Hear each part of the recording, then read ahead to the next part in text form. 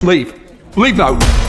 भारत को गाली देकर हंसने वाली इस पाकिस्तानी मूल की ब्रिटिश सांसद को धक्के मारकर पार्लियामेंट से भगा दिया गया। पाकिस्तानी मूल की ये महिला सांसद ऑपरेशन सिंदूर में पाकिस्तान को ही क्लीन चिट दे चुकी है। पाकिस्तान के हवाले से कुछ खबरें जो हैं वो आ रही हैं और उसके अंदर एक तो आपको पता है अफगानिस्तान और पाकिस्तान का जो मामला हुआ है उसके ऊपर, लेकिन क्योंकि इससे पहले भी हमने एक प्रोग्राम किया था खासतौर पर यूके में जो पाकिस्तानी हैं और वहां पर कुछ इस तरह की खबरें आती नहीं, जिसको हमने कहा भी कि भाई इसके हवाले से अभी कोई एविडेंस नहीं आई तो हम इसके बारे में कुछ कह नहीं सकते। हाँ, ये जरूर कहा जाता है कि वहां पे कुछ ऐसे ग्रुप्स बने हुए हैं जिसमें बड़ी तादाद पाकिस्तानियों की है, जिसकी वजह से बड़ा इल्जाम आता है और उनको कहा जाता है कि देखो कैसा काम कर रहे हैं।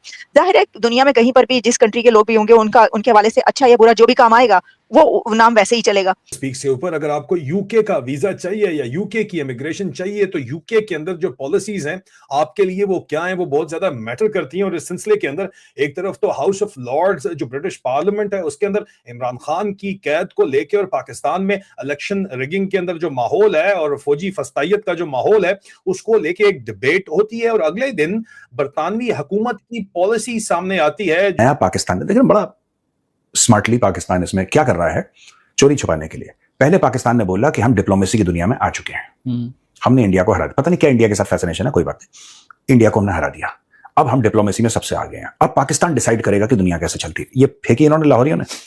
उसके बाद जब इनको लगा कि पहली बार टॉक्स फेल हो गई हैं तो फिर ये थोड़ा एक स्टेप नीचे आ गए। आज भी सेना की सुरक्षा में ही हिंदुओं को अमरनाथ यात्रा पर जाना पड़ता है और इस महिला जैसे सांसद दुनिया में एजेंडा चलाते हैं कि कश्मीर में मुस्लिम दुखी हैं। भारत में जब किसान आंदोलन करवाया गया था तब इसी ब्रिटिश सांसद ने जमकर जहर फैलाया था, लेकिन चलिए कर्मों का फल इसी जन्म में मिलता है।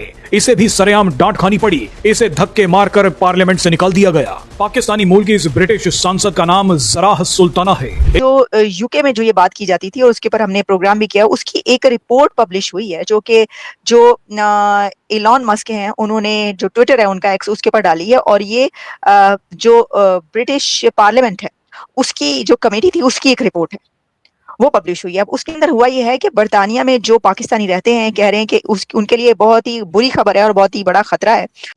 जय हिंद दोस्तों काफी बड़ी अपडेट है। एक सुल्ताना करके हैं कोई पाकिस्तानी मूल की यूके में पार्लियामेंट। आपको पता है कि जिहादियों की संख्या यूके में अच्छी खासी है। मुस्लिम जिहादी चाहे वो बांग्लादेश के हों, भारत के हों, यूके के खुद नेटिव्स भी हैं जिहादी थोड़े से, जो इन पास्ट जो है अफ्रीका से आए थे ट्रेवल करके और ये सब। तो इनकी वजह से वहाँ की पार्लियामेंट में भी जिहादन माइंडसेट के लोग पहुंच जाते हैं। और ऐसे ही एक जिहादी है कोई सुल्ताना करके, उन्होंने जो है भारत के खिलाफ जम के हमेशा बयानबाजी दी है, सिर्फ आज नहीं। वो आपको किसान आंदोलन याद होगा, वो टिकैत, राकेश टिकैत, ये सब उस समय से ये जिहादन यूके में बैठ के भारत को तोड़ने की बातें करती थी। ऑपरेशन सिंदूर में इसने यूके की तरफ से पाकिस्तान की सपोर्ट करने की कोशिश की। तो इसकी हिस्ट्री जो है एक लॉन्ग रही है आतंकवादियों को सपोर्ट करने की। इसको जिस तरीके से ब्रिटेन में जो स्पीकर होते हैं, उन्होंने जो पार्लियामेंट के स्पीकर होते हैं, उन्होंने जिस तरीके से इसको भगाया है और पूरी संसद इसको भगाने की सपोर्ट कर दी थी। इवन दो बताया जा रहा है कि इसके पार्टी के लोग ही इसको लाइक नहीं करते, बट क्योंकि ये मुस्लिम मेजोरिटी वाले इलाके से आती है जहाँ पे बांग्लादेशी, भारत और पाकिस्तान के जिहादी, इस वजह से मुस्लिम कैंडिडेट को उतारना पड़ता है और ये जो है यूके की पार्लियामेंट में आते हैं। ऐसी बात नहीं है यूके में हिंदू पार्लियामेंटेरियन नहीं है, वो भी है, बट वो जो है पाकिस्तान का विरोध नहीं करते, लेकिन ये जिहादन भारत का हमेशा विरोध करती। इसी वजह से इसको, हालांकि इसने यूके की गवर्नमेंट का भी विरोध किया इस वजह से क्योंकि यूके जो है वो गाजा और ईरान के खिलाफ है, इनकी मदद नहीं कर रहा। ये जिहादन चाहती है कि यूके जो है वो अपने न्यूक्लियर बम दे दे ईरान को, गाजा को। तो बड़ी मतलब गंदी माइंडसेट की है और इसको जिस तरीके से भगाया गया यूके के पार्लियामेंट से देख के मजा आ गया। इसने ब्रिटेन की संसद में खड़े होकर प्रधानमंत्री कीर स्टारमर को झूठा व्यक्ति बोल दिया, जिसके बाद संसद के स्पीकर को इतना गुस्सा आ गया कि उन्होंने ज़राह सुल्ताना को डांटते हुए संसद से भगा दिया और उसके बाद सस्पेंड भी कर दिया। पहले देखिए कि यहाँ क्या बवाल हुआ है, उसके बाद आपको बताएंगे कि भारत के खिलाफ जहर उगलने वाली ये महिला आखिरकार कौन है। The Prime Minister is a barefaced liar, and if you hadn't decently left... No, order, sit and leave. Leave now. I'll name you otherwise and go now if I'm you. Leave. I'm not, leave. You've been, I know name. I've given the option to leave. I'd leave if I were you very quickly. Move before I read it and give you one option. Right, give me that. You have no duties. It's my duty to carry out. क्योंकि पाकिस्तान को visas issue करने के लिए और immigration के लिए वो policy है, फरवरी 2026 के अंदर इसको इशू किया गया है 2 दिन पहले, और इसकी तफसीलात जो है वो मैं आपके साथ शेयर करना चाहता हूं, क्योंकि ये जो मामलात हैं, हर कोई अक्सर औकात पाकिस्तान से जिंदा भाग का नारा तो लग ही रहा है ना, लेकिन जाहिर बात है कि पाकिस्तान को एक इस रिपोर्ट के जरिए पाकिस्तान का जो मौजूदा पॉलिटिकल सिस्टम है, ये जो प्रधान बन के फिर रहे हैं यहाँ पे, उनको एक आईना दिखाने की जो है वो कोशिश की जा रही है, और ये आईना दिखाना बहुत ज्यादा जरूरी है, क्योंकि इस आईने के साथ अगर आप अपनी जो शक्ल है वो अगर आपको पसंद नहीं भी आती, तो आपकी जो खामी है वो दुरुस्त कर लें तो मामलात बहुत से जो है वो ठीक हो सकते हैं। Let's jump into it straight away.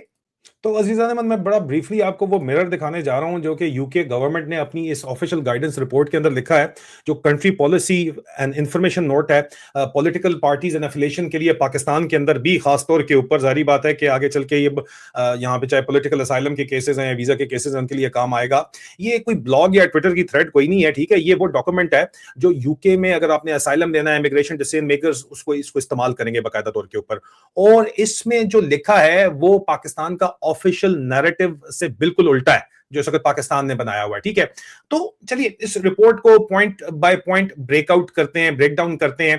Corruption, election rigging, रिश्वत सतानी, bribery, human rights violation, surveillance और पॉलिटिकल रिप्रेशन के यहाँ पे जो है वो जाहिर बात है कि क्लेम किया गया है। इस बार सबसे बड़ा जो थप्पड़ मारा गया है ना जी पाकिस्तान को, ये बताया गया कि पाकिस्तान में जो जमहूरियत है वो सिर्फ और सिर्फ पेपर के ऊपर है, ग्राउंड के ऊपर नहीं है। यूके रिपोर्ट का जो कोर पॉइंट है ना, जो बुनियादी नुक्ता है, वो ये कि पाकिस्तान का जो पॉलिटिकल सिस्टम है वो फॉर्मली पार्टीज को रजिस्टर करने और इलेक्शन कॉन्टेस्ट करने नहीं देता, लेकिन मिलिट्री के इन्फ्लुएंस में इलेक्टोरल कंपटीशन और गवर्नेंस को वो शेप करता है। मतलब फौज चलाती है पाकिस्तान की हुकूमत, जमहूरियत वगैरह कोई नहीं है। ये ऑफिशियल अब डिसीजन यहाँ पे आ चुका है, इसको इस्तेमाल किया जाएगा बेतहाशा। यानी वोट तो होता है, मगर जो असल गेम है वो किसी और के हाथ में है, फौज के हाथ में है, जीएचक्यू के हाथ में है। आज दिन तक सिर्फ ये जो है जुबानी कलामी या मीडिया रिपोर्ट्स पे बात होती थी, अब ये बकायदा यूके गवर्नमेंट की रिपोर्ट बन चुकी है। और अजीज़ान, जब गेम रेफरी भी वही हो, प्लेयर्स भी वही चूज कर रहा हो जो रेफरी हो,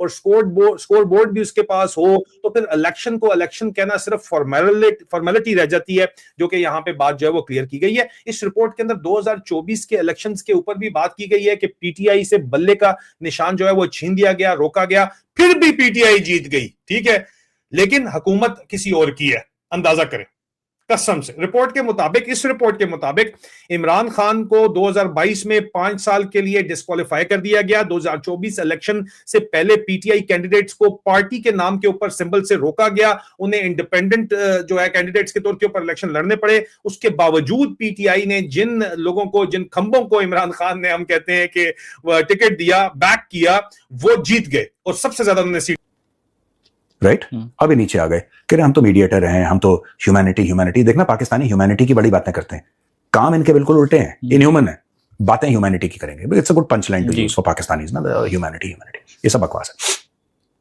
इसके अलावा धीरे धीरे अगर आप देखेंगे कि किस तरीके से पाकिस्तान ने, अब पाकिस्तान आ गया फैसिलिटेट, यानी कि हमसे बोला कि आप बातचीत करवा दो, तो हम गए, हमारे रिश्ते अच्छे, हमने ईरान से बात करी, अब उस पे आ गए हैं।